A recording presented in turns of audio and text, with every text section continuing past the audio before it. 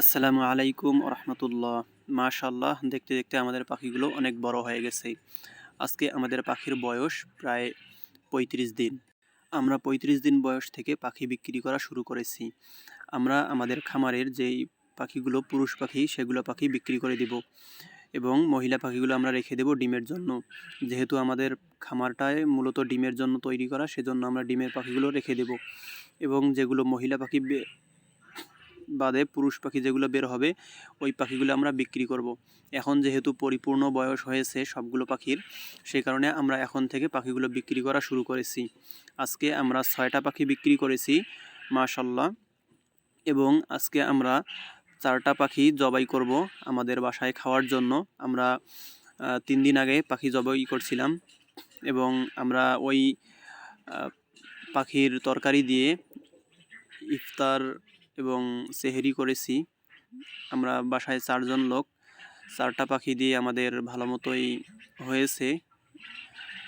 সাথে যেহেতু আরও অন্য তরকারি ছিল, সো মাশাল্লাহ আমাদের পাখির তরকারিগুলো অনেক মজাদার এবং সুস্বাদু হয়।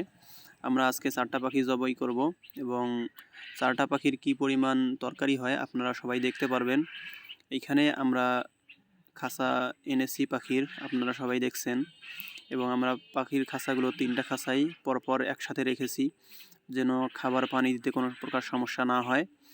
আর এইখানে আলো বাতাস যেহেতু প্রচুরভাবে চলাচল করতে হবে, সে কারণে আমরা এই দিক দিয়ে ফাঁকা করে দিয়েছি এবং ওই দিক দিকে ফাঁকা করে দিয়েছি।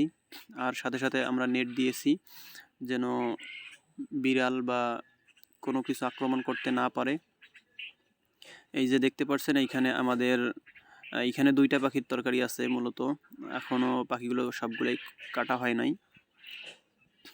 এইখানে আমাদের একটা ভুল হয়েছে, আমরা পাখিগুলো জবাই করার পর আমরা ভাবছিলাম যে পুরুষ পাখি, কিন্তু জবাই করার পর দেখলাম যে একটা মহিলা পাখি এবং ডিম হয়েছে। এই যে দেখতে পাচ্ছেন এইখানে অল্প একটু করে ডিম হয়েছে, হয়তো বা এই পাখিটা আর 2-3 দিন বা 3-4 দিন গেলে ডিম পারতো।